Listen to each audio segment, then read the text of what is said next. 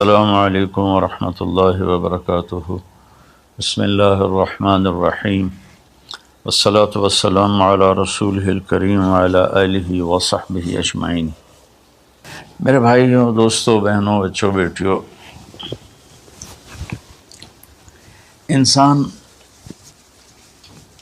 Ideal life چاہتا ہے، ideal سہولتیں چاہتا ہے۔ اللہ نے اس کائنات کو ڈیزائن ہی نہیں کیا کہ تم اسے آئیڈیل ہوم بنا سکو، اسے آئیڈیل اس میں لائف گزار سکو۔ یہ امتحان کی جگہ ہے، لہٰذا یہاں اتار چڑھاؤ، یہاں امتحان، یہاں تنگی، یہاں فراخی، کبھی عزت، کبھی ذلت، یہ سب کچھ اکٹھا چلتا ہے۔ جو وجہ کائنات ہیں جناب رسول اللہ صلی اللہ علیہ وسلم، صرف آپ ان کی زندگی اللہ کے واسطے پڑھو۔ اس رمضان میں فارغ بیٹھے ہیں، اور میں سب سے ریکویسٹ کرتا ہوں کہ آپ اللہ کے نبی کی زندگی پڑھو کہ آپ نے کیسے زندگی گزاری، کہ سب سے زیادہ مشقت والی زندگی میرے نبی نے گزاری، سب سے زیادہ تکلیف دہ زندگی میرے نبی نے گزاری۔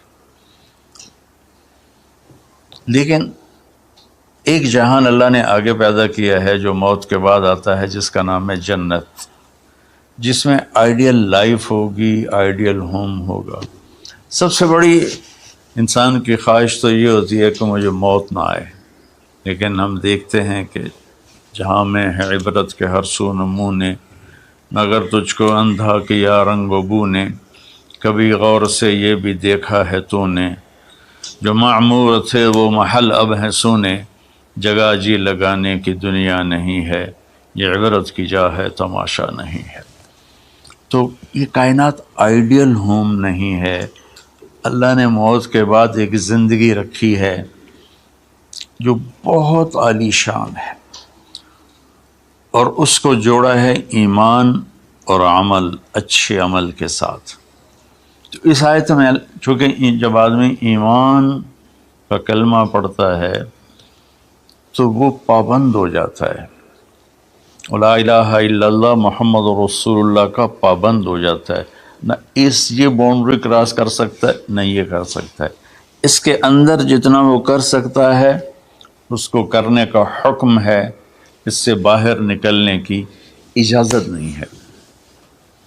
تو انسان ایک پابندی میں آ جاتا ہے، اور جو پانی نالیوں کا بے ہنگم بہتا ہے وہ گندگی پھیلاتا ہے، جو پانی پائپ میں گھٹ کے آتا ہے وہ ہمارے گھر کے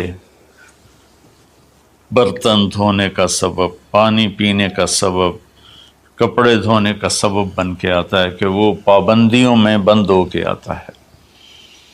تو اس دنیا میں کوئی اپنی مرضی کر نہیں سکتا، کہیں نہ کہیں اٹک جاتا ہے۔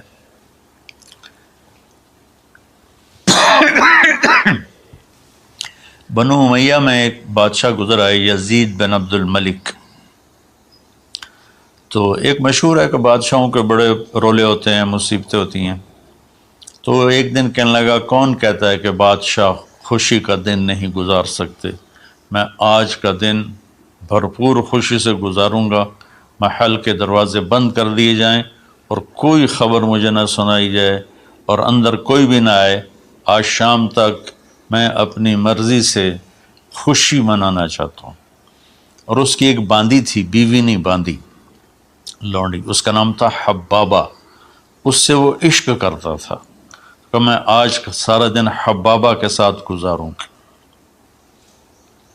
تو دوران مجلس اس کو اپنے ہاتھوں سے اس کو انگور کھلانے لگا، تو باتیں بھی کرتا، اس کو دیکھ کے خوش بھی ہوتا اور انگور اس کے منہ میں ڈالتا۔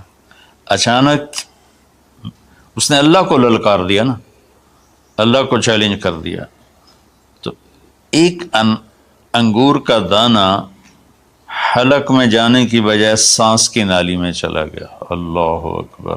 ایسے تو ملی ہوئی ہیں، اللہ جب ہم کھاتے ہیں تو دونوں نالیاں ساتھ ساتھ ہیں، اس پر اللہ ایسے پردہ ڈال دیتا ہے جو سانس کی نالی ہے، اور یہ دوسری نالی کھلی رکھتا ہے تو چلے اس میں کہ غذا چلی جاتی ہے۔ اللہ پردہ ہٹا دے تو ہم اپنے نوالے سے مر جائیں۔ تو اس کے حلق میں وہ دانہ اٹک گیا اور چند سیکنڈ میں اس کا خاتمہ ہو گیا، اور وہ رو رو رو جو اس کی خوشی کا دن منانا چاہتا تھا اس کی زندگی کا بدترین دن بنا۔ 3 دن تک اس کی لاش کو سامنے رکھے تو روتا تھا، اور نہ کھا رہا ہے، نہ پی رہا ہے، نہ سو رہا ہے، اور اس کی لاش گلنے لگی، بدبو آنے لگی۔ تو اس کے جو بھائی تھا ہشام بن عبد الملک، اس نے جو اس کے بعد خلیفہ بنا، زبردستی اس سے لاش کو چھینا اور جا کے دفن کیا۔ تو اللہ تعالیٰ کہتا ہے یہاں تم میری مان لو، ان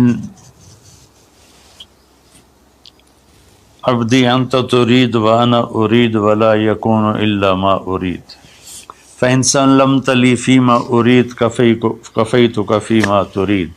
میرے بندے تو دنیا میں میری مان لے، میں ہمیشہ کے لیے تیری ہر خواہش پوری کر دوں گا۔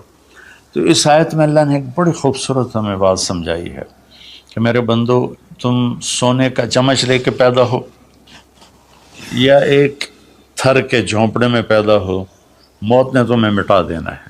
تمہارے پاس 60-70 سال ہیں، 80 سال ہیں میکسیمم، پھر موت اٹھائے گی اور گڑھے میں ڈال دے گی۔ تو میں تمہیں بشارہ دیتا ہوں، اللہ اپنے نبی سے کہتا ہے بشر کا مطلب ایک دفعہ کہنا نہیں ہوتا، جیسے کہ اذن فی الناس بالحج یاتوک رجالا، کہ اے ابراہیم اعلان کر اور بار بار کر۔ جیسے اذان کو اذان کیوں کہتے ہیں کہ وہ بار بار اعلان ہوتا ہے۔ تو بشر، اللہ تعالیٰ فرما رہے ہیں میرے محبوب، میرے بندوں کو آپ بار بار خوشخبریاں سنائیں، چونکہ ایمان والی زندگی پر جب آدمی چلتا ہے اور اچھے عمل والی زندگی پر جب آدمی چلتا ہے تو اسے گھاٹیوں سے گزرنا پڑتا ہے، اسے ان گھاٹیوں سے گزرے بغیر مٹا دے اپنے